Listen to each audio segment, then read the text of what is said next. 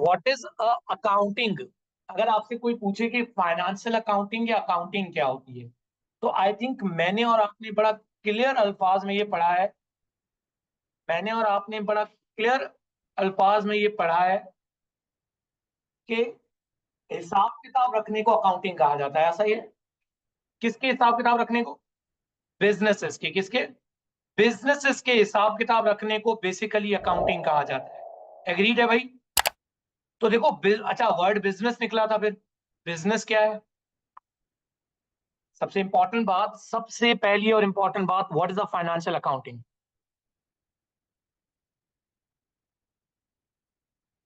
मैंने और आपने सीखा हिसाब किताब रखना। ऐसा ही है। किसके हिसाब किताब रखना? बिजनेसेस के। Now the next important question, sir business क्या होता है? तो आई थिंक मैंने और आपने क्लियरली ये पढ़ा था, हर वो एक्टिविटी, हर वो काम जिसमें आपके इरादे, जिसमें आपका मकसद, इंटेंशन प्रॉफिट्स कमाने के हैं, ऐसी एक्टिविटी को हम क्या कहते हैं? बिजनेस। आई रिपीट, इरादे, intention, motive, purpose is to earn profit. आया एक्चुअली में प्रॉफिट होता है नहीं होता, this is something else.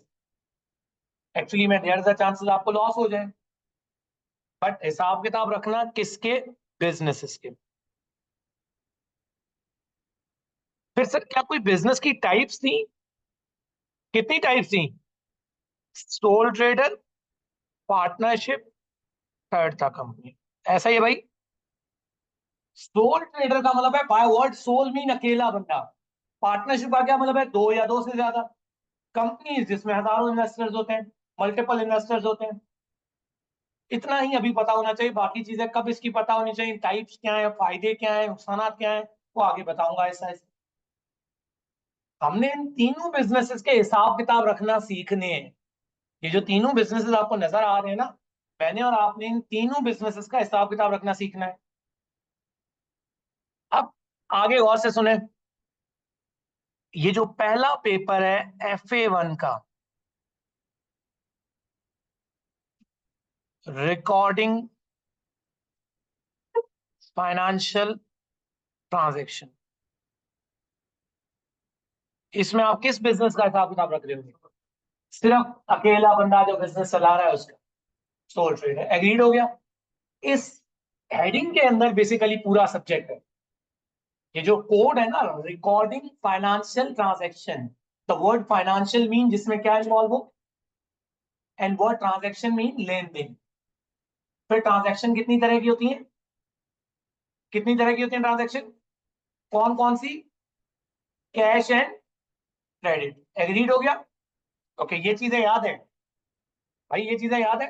Okay, अब सबसे इंपॉर्टेंट बात, सर अकाउंटिंग में 6 टर्म्स हैं, अगर आपको वो कॉन्सेप्चुअली आती हैं 6 टर्म्स, तो आप बहुत सारी चीजें इजीली पिक कर लें। And what were these, let's say what were those 6 things या 6 elements? They were called assets, liability. ये दो तो इंपॉर्टेंट है ना। फिर बड़े आसान टर्म्स हैं, कैपिटल, ड्रॉइंग्स। प्लीज गौर से अंडरस्टैंड करें, इसको इजी मत समझें।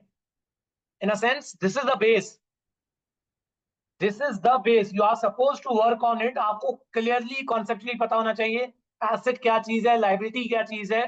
क्योंकि 5वें पेपर में 5 नंबर के लिए एक्सप्लेन करने के लिए आता है कि आया ये एसेट है या नहीं है, जरा एक्सप्लेन करो इसे।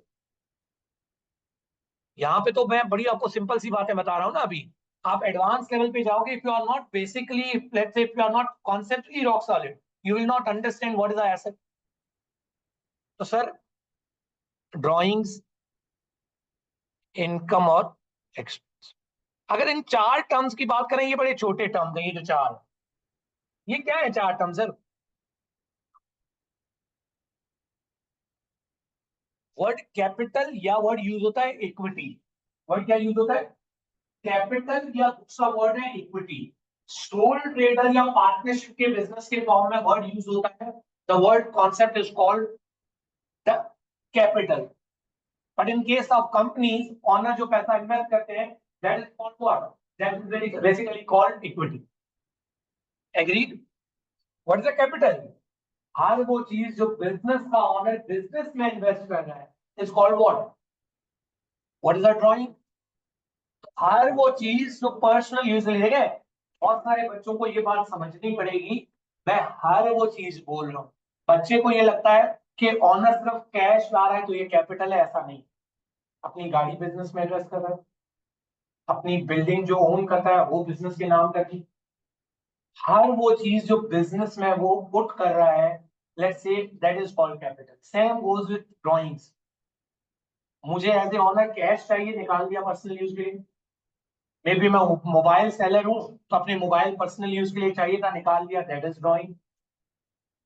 मे बी मेरे इस दुकान में 5 एसी लगे हुए हैं, एक एसी में घर उतार के लेके चला गया, that is also called drawing, asset लेके चला गया। एग्रीड हो गया? What is the income? I think जो पैसे आप अर्न करते हो, कमाई। No, profit is different. Remember the difference between profit is something different. Profit क्या होता है? Income less expense. Income is not a profit. Remember profit word is a different. What is the income? कि जो आपने कमाया। What is the expense? जो आपने लगाया। अब लगाए में मैं ये नहीं कह रहा जो एसेट्स पे खर्चा किए गए, फर्क समझे। बिजनेस गाड़ी भी खरीदा है, बिजनेस गाड़ी को रिपेयर भी करवाता है। और you need to understand difference, समझो कि वो जो गाड़ी ऐसे, लेकिन उस गाड़ी को जो रिपेयर करवा रहा हूं वो क्या है मेरा? तो आप अपनी जितनी इनकम है उसमें से आप अपने एक्सपेंसेस माइनस कर दो, तो दैट इज कॉल्ड प्रॉफिट या लॉस। मैंने कमाया 1000, इनकम कितनी आई मेरी? जवाब देना, इनकम कितनी आई? 1000 रुपए। खर्चे कितने हुए? 800।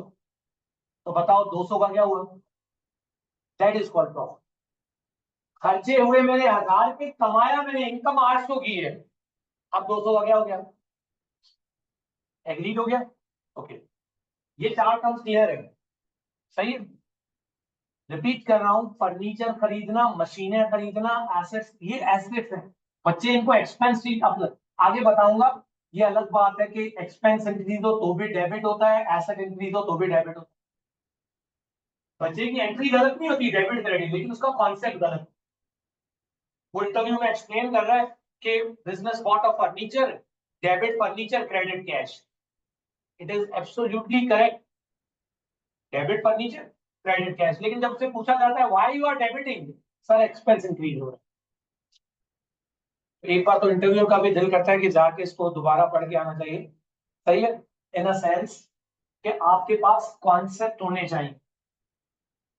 Presentation does not matter, sometime it does matter, लेकिन इन द एंड में इवेंचुअली कॉन्सेप्चुअल चीजें रॉक सॉलिड होनी चाहिए। Okay, back to the next topic, assets and liabilities. हाँ भाई, what is the asset? Asset क्या है?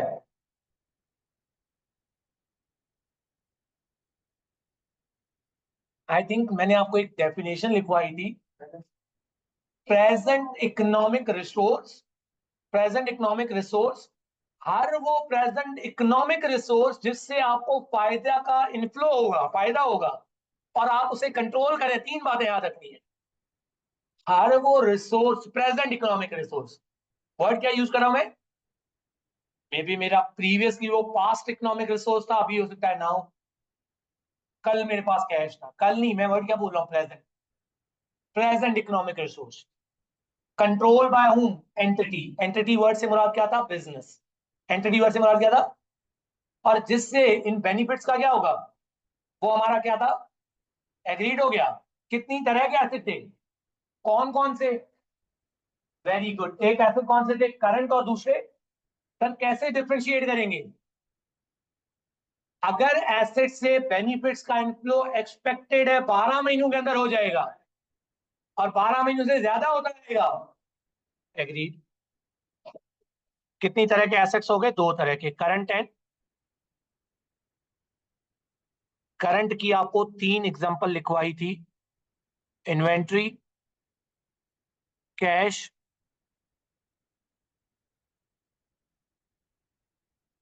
सही है, या इसका दूसरा नाम है डेटर्स। और कैश के बारे में याद रखना, कैश आपका चाहे इन हैंड हो,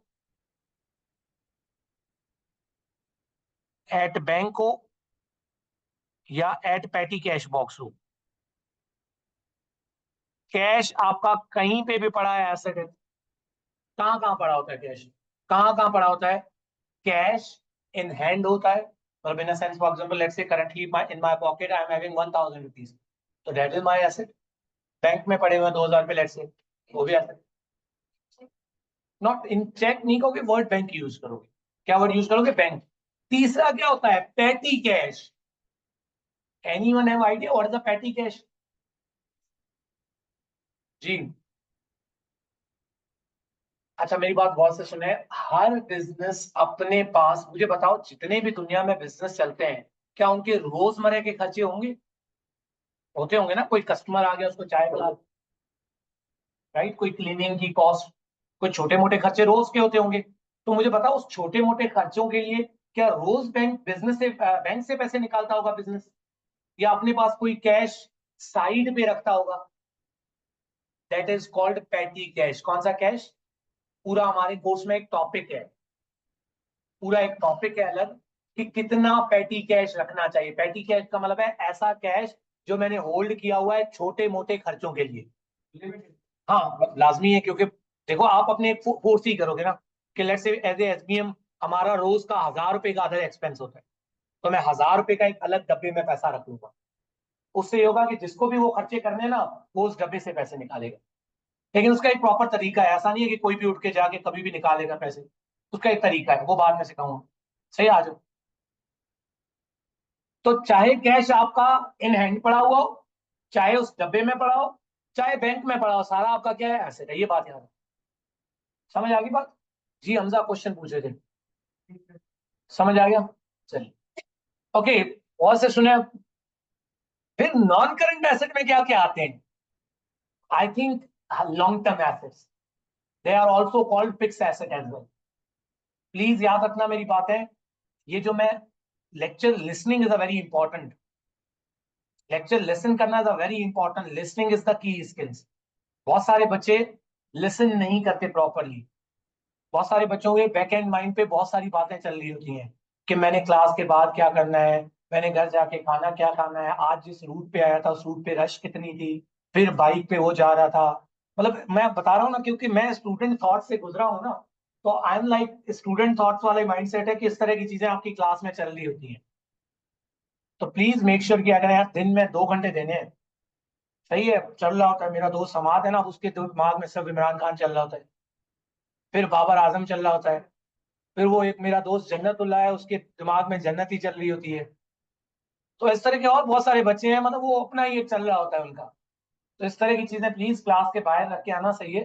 थोड़ा सा 2 घंटे ना अपने माइंड को कहना कि यार अभी मैं पढ़ने आया हूँ, माइंड को ना बताते रहना। माइंड कोई अगर इधर उधर की चीज लेके आए ना, तो वो नहीं है रीस्टार्ट, या वो जो अगेन 3 इडियट में क्या कहता है, हाँ रिवर्स, कोई ना कुछ करो। वो कहता है ना कि ऑल इज गुड वाला सीन है, हाँ ऑल इज वेल, तो वो वाला अपने लिए बोलते रहना। अच्छा sir, non current asset, long term asset, fix asset, मैं क्या बोल रहा था, कि जो अदर बातें बता ये पता होनी चाहिए। नॉन करंट एसेट पता होगा, लेकिन व्हाट इफ अगर आप किसी को साथ बोलो कि non current asset are also called fix asset as well, what is going to be your impression? Just imagine कि एक बच्चा कह रहा है there are two type of asset, one are called current and non current, and you are explaining someone, you are maybe in interview and you are answering like कि sir there are two type of asset, one are called current and other are called non current, but they are also called fix asset as well. एक different ही impression जाता है आपको। Agreed हो गया? Sir plants, machinery, जितने वो assets, अच्छा इसमें फिर फर्क समझना, कार हमेशा नॉन करंट एसेट नहीं है। मैंने आपको बताया था कि शोरूम वाले के पास जो गाड़ियां खड़ी है ना, वो उसकी इन्वेंट्री है, वो उसका नॉन करंट एसेट नहीं है। यस, मतलब for example as a SBM currently we are holding 3 cars, तो they are called non current asset, क्योंकि हमारा काम गाड़ियां सेल करना नहीं है, गाड़ियां हमने लॉन्ग टर्म बिजनेस यूज के लिए एसेट। सही, इसी तरह अगर आपके पास मोबाइल फोन है, योर एसेट, लेकिन दुकानदार के पास जो मोबाइल फोन पड़े हैं वो उसकी इन्वेंट्री है। एग्रीड हो गया भाई? डन हो गया ये? इसी तरह आपके पास घर है, बिल्डिंग है, that is your asset. But अगर एक प्रॉपर्टी जैसे जमीन.com हो गया या कोई प्रॉपर्टी ऑनर है जिसके पास 10 प्रॉपर्टीज हैं बेचने के लिए, तो that is inventory, that is not asset. मतलब एसेट है बट नॉन करंट नहीं है, करंट एसेट है इन्वेंट्री। डन हो गया भाई? जी, एनी क्वेश्चन? फिर मुझे बताओ वर्ड लाइबिलिटी का क्या मतलब है। देखिए ये चीजें इतनी मुश्किल नहीं है, इसको आप खुद मुश्किल मत बनाओ। जैसे पिछले दिनों में बहुत बेसिक क्वेश्चंस कुछ बच्चे पूछ रहे थे, तो इसको मुश्किल मत बनाओ, they are very straightforward चीजें, उलझाने की इतनी जरूरत नहीं है, सही है। अभी और बहुत सारी चीजें हैं जिसमें उलझना है। Liabilities, present obligation arise from, और बेनिफिट्स का क्या होगा सर? ऑब्लिगेशन वर्ड का मतलब क्या होता है? ऐसी चीज जिसको आप अवॉइड ना कर सकते, ऐसी चीज जिसको आप अवॉइड, जिम्मेवारी बेसिकली कॉल्ड, राइट। फिर फॉर एग्जांपल लेट्स से फॉर एग्जांपल उसके अलावा, अब अक्सर फॉर एग्जांपल घर पे अगर आप लोगों में से किसी ने, कोई लड़कियों में अगर कुकिंग करता है, तो आपने वन डे बोल दिया कि कल सुबह उठ के मैं नाश्ता बनाऊंगी, आपका दिल ना भी हो but you have to act. लड़कों में हम अगर घर से बाहर जा रहे हैं और हमने गलती से बोल दिया कि ये चीज मैं लेके आऊंगा, अब लेके आनी है, मतलब आप ऑब्लाइज हो, अब आप उसके पीछे नहीं हट सकते। Obligation arise from past event, past में आपने कोई कमिटमेंट की ना, जैसे मैंने आपको बताया था बैंक से लोन ना लें, तो बताओ क्या कोई लाइबिलिटी है? बैंक से लोन लिया, पैसा आया, पास्ट इवेंट हुआ, तभी तो हमारे ऊपर क्या आई ऑब्लिगेशन। और फ्यूचर में बेनिफिट्स का क्या होगा? क्योंकि फ्यूचर में पे करने हैं। क्या ये क्लियर है? कितनी तरह की और लाइबिलिटीज होती है? कौन कौन सी? वो जिम्मेवारियां जो कितने महीनों में पे करनी है, दे आर कॉल्ड। और वो जिम्मेवारियां जो आपने 12 महीनों के बाद पे करनी है, दे आर कॉल्ड। एग्रीड हो गया? हाँ, फिक्स नहीं कहेंगे हम, वर्ड फिक्स। लाइबिलिटीज में वर्ड फिक्स और ये नहीं यूज होता, एसेट्स में हम यूज करते हैं शॉर्ट टर्म लॉन्ग टर्म। आप शॉर्ट टर्म और लॉन्ग टर्म लाइबिलिटीज यूज कर सकते हैं। अच्छा, वर्ड लाइबिलिटी में देखें, मैंने आपको बताया अगेन दो तरह की टाइप्स हैं, करंट लाइबिलिटी और, एग्रीड हो गया भाई? करंट लाइबिलिटी में क्या क्या आता है? ओवरड्राफ्ट, पेएबल, या इनका दूसरा नाम क्या है? क्रेडिटर्स। अब मेरी बात गौर से सुने, जो इंपॉर्टेंट चीज है जो मैं अभी शुरू करने जा रहा हूं, बेसिकली गौर से सुनना कि सर देखें, मैंने और आपने, मैं आता हूं इन सारी बातों में, सही है। जरा क्विकली कॉन्सेप्ट समझ लो कि एज ए बिजनेस मैं सेल्स भी करता हूं और मैं चीजें,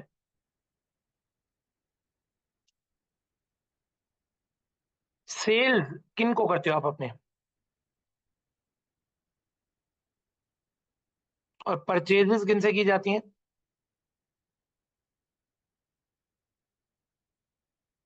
एक ऑप्शन है बिजनेस सेल करे किस पे, और एक ऑप्शन क्या है? अगर आपकी कैश सेल्स हैं तो इसका मतलब है आपको पैसा उसी दिन मिल गया, उसी दिन क्या ऑन स्पॉट मिल गया। मतलब जस्ट इमेजिन कि I am selling a remote, 500 का ये रिमोट है, आपको दिया, आपने मुझे अभी कैश दे दिया, तो बात खत्म होगी, कैश मिल गया, आपके बात खत्म। But in case of credit sale, मैंने आपको ये चीज दी, आपने कहा सर 10 दिन बाद हम आपको पैसे देंगे, तो बताओ आज के दिन मेरी तरफ से चीज तो गई है ना? ऐसा ही है भाई, आपसे पैसे मुझे मिल गए या फ्यूचर में मिलने हैं? ओके, मेरी बात सुननी है, जवाब देना से जवाब देना है, कब मिलने हैं भाई? मैंने और आपने एसेट की डेफिनेशन क्या पढ़ी? प्रेजेंट इकोनॉमिक, बेनिफिट्स का क्या होगा? Control by entity. कंट्रोल क्यों कर रहा हूं? क्योंकि आपके साथ मेरा कॉन्ट्रैक्ट हुआ होगा ना, मैंने ऐसे ही तो आपको ये चीज नहीं दी होगी ना, एक बाइंडिंग कॉन्ट्रैक्ट हुआ होगा बाय लॉ, मेरे पास राइट्स हैं आपके, लेट्स से फ्यूचर में पैसा आपसे मिलना है। तो अब मुझे बताएं, अब मुझे बताएं कि फ्यूचर में मुझे आपसे बेसिकली पैसे मिलने हैं, क्या है भाई? तो अब बताओ एसेट की डेफिनेशन मीट कर गया? ऐसे क्रेडिट सेल जिनको आप करते हो उनको हम अकाउंट्स में बोलते हैं रिसीवेबल। क्या बोलते हैं? वर्ड यूज होता है ट्रेड रिसीवेबल। कौन से receivable? Trade mean business, business के रिसीवेबल से मैंने वर्ड रिसीवेबल लिखवाया था, इसको कौन से रिसीवेबल कहा जाता है? Trade receivable. या इनका दूसरा नाम है, इनको कहा जाता है डेटर्स। क्या कहा जाता है इनको? डेटर्स। बी साइलेंट है, डेटर्स कहा जाता है। डन हो गया भाई? ये हमारा एसेट है, करंट एसेट है। क्यों करंट एसेट है? क्योंकि इनको उधार आप 12 महीने तो दूर की बात है, 1 महीना, 2 महीने, 3 महीने, 4 महीने मैक्सिमम हो। क्या ये पॉइंट क्लियर है? समझ आया? अब आ जाओ परचेजेस पे। जब आप सेल्स उधार पे और कैश पे करते हो तो देयर द चांसेस आप सप्लायर से कैश में भी चीजें खरीदते हो, उसी टाइम पैसे दे दिए। क्रेडिट परचेजेस का मतलब है कि ये मैं राजा बाजार से होलसेल में लेके आया हूं, 15 दिन बाद उसे पैसे दूंगा। तो बताओ अब बिजनेस होके सोचो, क्या आपने पैसे दे दिए, 15 दिन बाद देने? Present obligation arise from past event, past में रिमोट्स लेके आया, 15 दिन बाद बेनिफिट्स का क्या होगा? तो अब ये क्या है? एसेट है, लाइबिलिटी? कौन सी लाइबिलिटी? 15 दिन 12 महीनों के अंदर पे करना है। करंट लाइबिलिटी कौन सी? और नाम दिया जाता है, अब हमने पैसे पे करने हैं, ना कि हमें मिलने हैं। तो दैट इज कॉल्ड पेएबल। क्या कहा जाता है? या इसका दूसरा नाम है क्रेडिटर्स। क्या कहा जाता है इसको? तो क्रेडिट परचेजेस वालों को कहा जाता है ट्रेड पेएबल। Very good. इनका दूसरा नाम क्या है? प्लीज कंफर्म करें, क्या ये सबको क्लियर है? आपको बाकायदा अपने माइंड को ये एक्सप्लेन करना है कि सेल्स होती हैं कैश पे भी, और बात का जवाब देना से समझ आ जाएगी। सेल कितने में होती है? कैश पे भी और क्रेडिट। कैश वाले के केस में बिजनेस को उसी टाइम पैसा, लेकिन उधार वाले के केस में बिजनेस को पैसा रिसीव। पैसा रिसीव होना इज अ एसेट। पैसा रिसीव होना फ्यूचर रिसोर्स, प्रेजेंट रिसोर्स अभी एग्जिस्ट करता है, फ्यूचर में बेनिफिट्स का क्या होगा उससे? इनफ्लो। इनफ्लो, इनफ्लो एसेट के केस में इनफ्लो मेरे दोस्त। और आप उसे क्या कर रहे हो? कंट्रोल। क्या कर रहे हो? एसेट है। समझ आ गई बात? वर्ड रिसीवेबल का क्या मतलब, ये सबको क्लियर है? इसी तरह वर्ड पेएबल।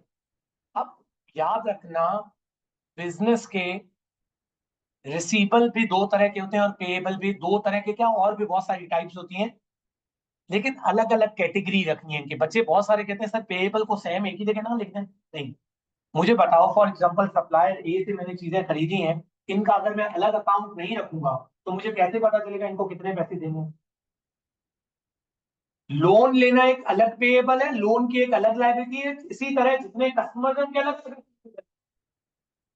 डन हो गया?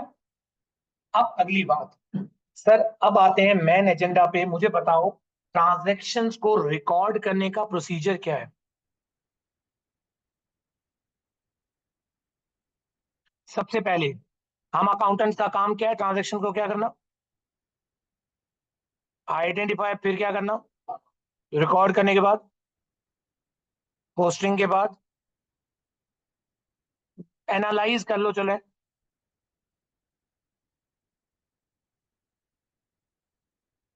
एनालाइज कर लो, और फिर क्या कर लो? समराइज, और फिर रिपोर्ट। मैंने और आपने जब लास्ट क्लास ली थी तो उसमें हमने आइडेंटिफाई करना is not a difficult thing. मतलब एक ट्रांजैक्शन हुई है, आपको पता चल जाएगा। आइडेंटिफिकेशन यहाँ पे कोई कोई रूल नहीं है उसका कि कैसे आइडेंटिफाई करना है, जस्ट पढ़ के आइडेंटिफाई करना है कि आया ट्रांजैक्शन हुई है, जस्ट बातें चल रही हैं। Right? For example let's say मैं ये वर्ड यूज करता हूँ, एसबीएम सोल्ड गुड्स आर 1000। फिर मैं यूज करता हूँ word SBM considering to sell a goods to mister A. तो इसका मतलब है पहली वाली ट्रांजैक्शन हो गई है, दूसरी वाली अभी हुई, क्योंकि वर्ड क्या यूज किया? कंसिडरिंग। एग्रीड हो गया? Second, record. रिकॉर्ड करने के लिए मैंने और आपने एक कॉन्सेप्ट पढ़ा था, that concept is called what?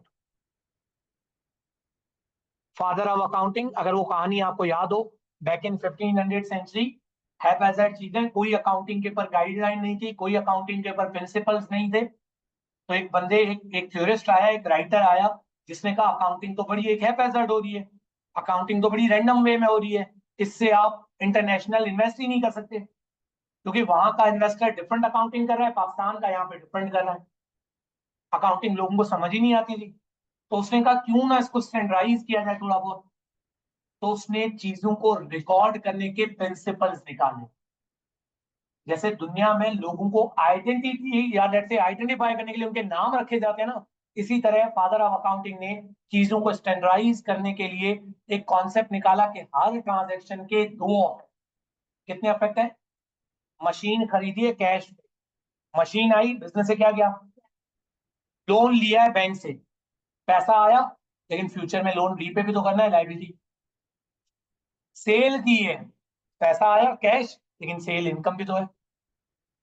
Rent पे किया है, एक्सपेंस, और साथ बिजनेस से कैश भी तो गया। तो कहने का मतलब है every transaction as a what. ये बात तो अकाउंटेंट को फौरन समझ आ, आपको समझ आ रही है ना ये बात। लेकिन सवाल ये है, अगला क्वेश्चन फादर ऑफ अकाउंटिंग से अकाउंटेंट्स की तरफ ये था कि सर समझ आ गई आपकी बात, हर ट्रांजैक्शन के दो इफेक्ट हैं, ये तो हमें समझ आ रहे हैं कि जैसे आपने मशीन खरीदी, मशीन आई, कैश गया, जैसे आपने बिजनेस में पैसा इन्वेस्ट किया।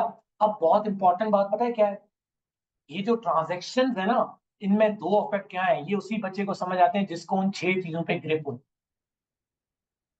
अकाउंटिंग है ही वो 6 चीजें, उन 6 चीजों को समझो। मैं आपको बताता हूँ, हर हर जगह पे आपको याद कराऊंगा कि गेम घूम फिर के उन्हीं 6 चीजों पे आएगी। कि जिस बच्चे को वो 6 चीजें समझ आ गई, आइडेंटिफाई करना है, रूल अप्लाई करने हैं, accounting is very straight forward. मैं रिपीट कर रहा हूँ, आपको हर ट्रांजेक्शन में दो इंपैक्ट आइडेंटिफाई करने के लिए पता होना चाहिए ना कि आया इसमें एक्सपेंस है, एसेट है, क्या है। डन हो गया, ये बात तो समझ आ गई। अब सवाल क्या था, अकाउंटेंट फादर ऑफ अकाउंटिंग का पर्पस सिर्फ दो इंपैक्ट बताना नहीं था, चीजों को स्टैंडर्डाइज करना था। तो लोगों ने कहा सर आपकी बातों में समझ आ रही है दो इंपैक्ट है, लेकिन इनको लिखें कैसे, इनको लिखने का तरीका तो बताएं। ड्यूल इंपैक्ट ड्यूलिटी कॉन्सेप्ट समझ आ गया, लिखने का तरीका बताएं। तो उसने एक टेबल बना के दिया। उसने कहा कि एक इम्पैक्ट को नाम दोगे डेबिट का, दूसरे इम्पैक्ट को नाम दोगे किसका। नेक्स्ट क्वेश्चन कि सर किस इम्पैक्ट को डेबिट कहना है और किस इम्पैक्ट को क्रेडिट कहना है, ये कैसे पता चलेगा। तो उसने क्या बना के दिया, डबल एंट्री का टेबल, जिसमें मैंने और आपने लिखा था एसेट एक्सपेंस ड्राइंग। अगर आपको याद हो तो इंक्रीज था वर्ड, डिक्रीज था, मैंने और आपने लिखा था एसेट एक्सपेंस ड्राइंग।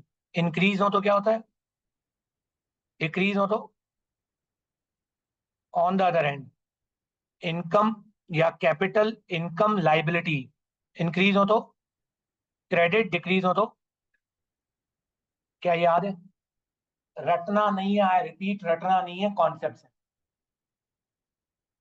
जस्ट एक क्विक एग्जांपल देता हूं, मुझे बताओ एज ए बिजनेस मैं अभी बिजनेस चला रहा हूं, मैंने बैंक से लोन क्या लिया भाई।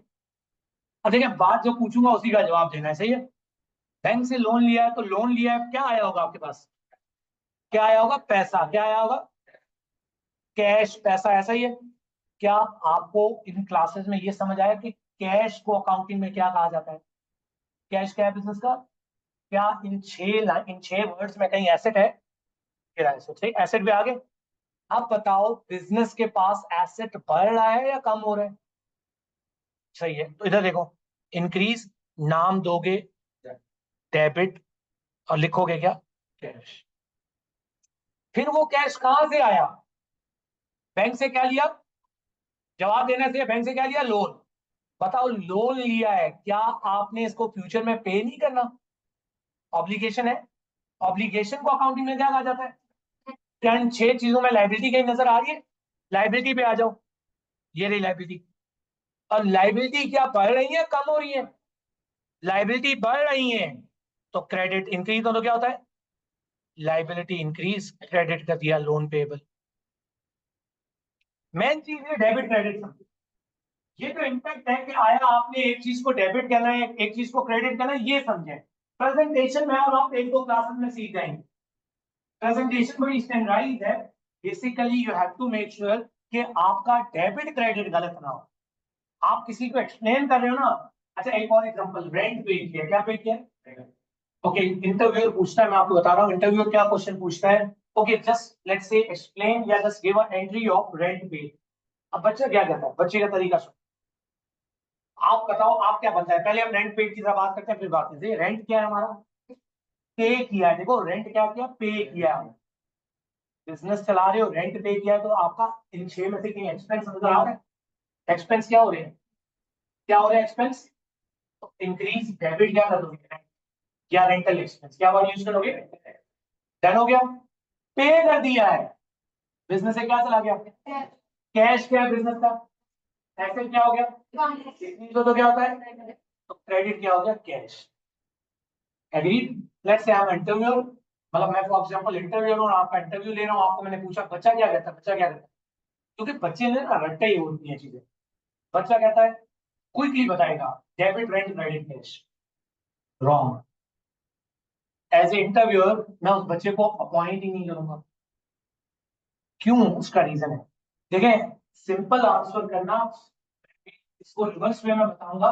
सही आंसर तो गलत नहीं है, डेबिट रेंट और क्रेडिट कैश। व्हाट इज अगर कोई बच्चा इस तरीके से जवाब देता कि sir, you are paying rent, that is your business expense, and according to duality concept if expense increase we are going to debit the rent account,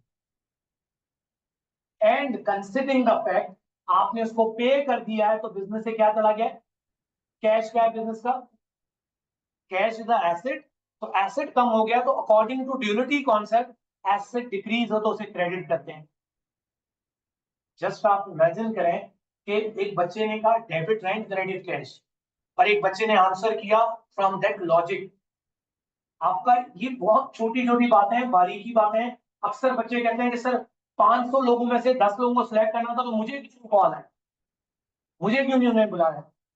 तो दीज आर द रीजंस कि चाहे आप हमारे यहाँ पाकिस्तान में, yes there is a certain, एक होता है कि अनफेयरनेस पे जस्टिस नहीं है प्रॉपर, कि आपके यहाँ लेट्स से रेफरेंस चलता है, बट ऐसा नहीं है।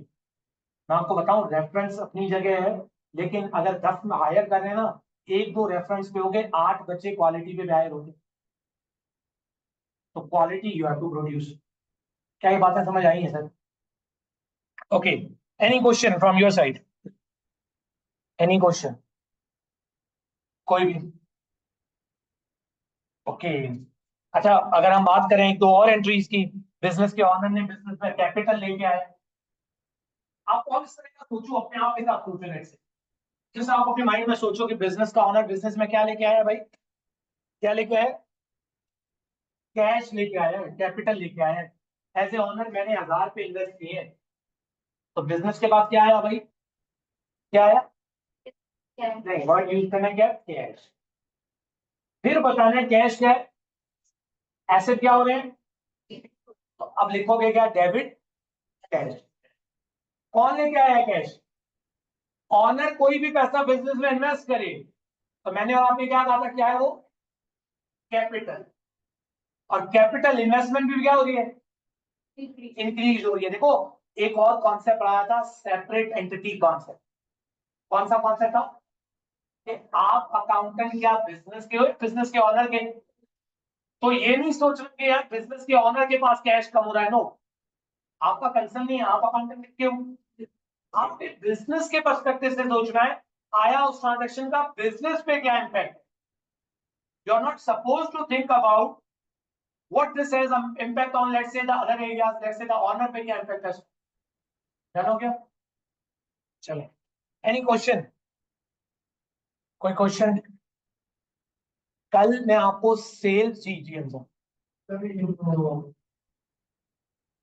में अगर कोई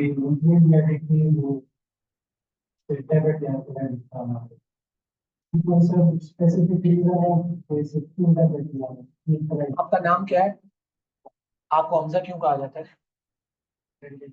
आइडेंटिफाइड, गुड को answer. Same goes with debit and credit.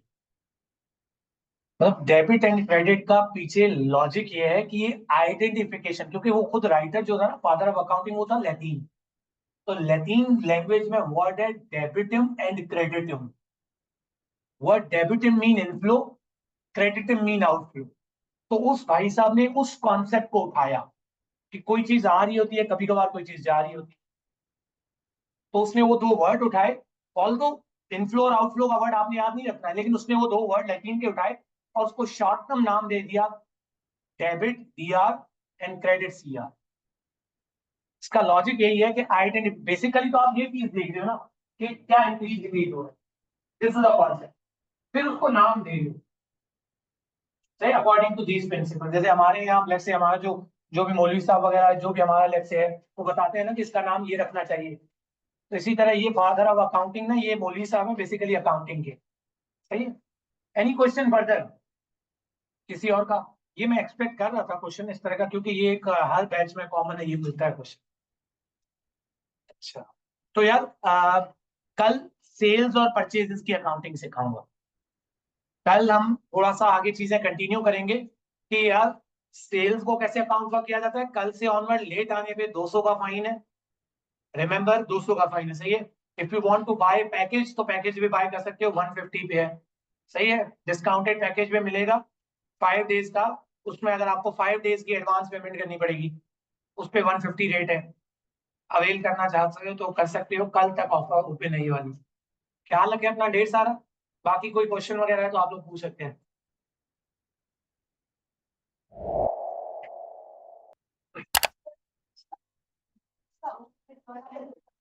वे एक बात सुने, क्वेश्चन पूछे। ड्राइंग करता है, उससे क्वेश्चन निकालता है, क्या जरूरी है कि वो वापस दे? नहीं, लाजमी नहीं है। Like collapse. नहीं देखे, बनाया बिजनेस था, आगे भी था भी किसका, पैसे लगाए भी तो देना उसने। सही है। लाजमी नहीं है, कोलैप्स हो सकता है। It is not mandatory, it is not compulsory. Basically वो प्रॉफिट भी तो कमा रहा होता है, उस प्रॉफिट में से वो पैसे निकालते। सम टाइम लॉस मेकिंग होता है, फिर भी लोग निकालते हैं पैसा। तो रियल लाइफ में वन ऑफ मेजर रीजन पता है छोटे बिजनेसेस का क्या है? छोटे बिजनेसेस रियल लाइफ में पता है फ्लॉप क्यों होते हैं? क्योंकि उनका ऑनर ज्यादा पैसे बिजनेस से निकाल लेता है एज कम्पेयर टू लगाता है। One of the major reason even I still remember कि मेरे चाचू की एक शॉप थी कराची में। वो अच्छा खासा मतलब अर्न कर रही थी, लेकिन वो उन्होंने अराउंड 1 साल चली, उसके बाद कोलैप्स क्यों कर गई? क्योंकि उनका अगर दिन का फॉर एग्जाम्पल 2,000 रुपये प्रॉफिट था, तो उसमें से निकाल वो 2500 लेते थे। अब अभी रियलाइज करता हूँ तो अभी समझ आता है कि वो बेसिकली उसका कोलैप्स का रीजन यही था कि निकाल ज्यादा रहे थे। सर कोई एसेट है ना? अब कार एसेट है बिल्कुल। सर नाम नॉन करंट क्योंकि कार बेनिफिट नहीं, शोरूम वाले की तो इन्वेंट्री है ना, वो तो फिर करंट एसेट है। शोरूम वाले के लिए कार इन्वेंट्री है, करंट एसेट है। नहीं देखिए, वो बेच दिया है वो एक अलग बात है, लेकिन आपका पर्पस बेचना नहीं था। अगर आपका पर्पस बेचना है ना, तो that good is called inventory. मैंने गाड़ी खरीदी, मेरे बेचने का इरादा नहीं था, मैं अपने यूज के लिए खरीद रहा हूँ, तो ये आपका लॉन्ग टर्म एसेट है। ये अलग बात है कि 2 महीने बाद कोई फॉल्ट आया तो आपने बेच दिया, लेकिन still it is called what, इरादा, इंटेंशन उस चीज को बेचने का। सही है। और कोई क्वेश्चन?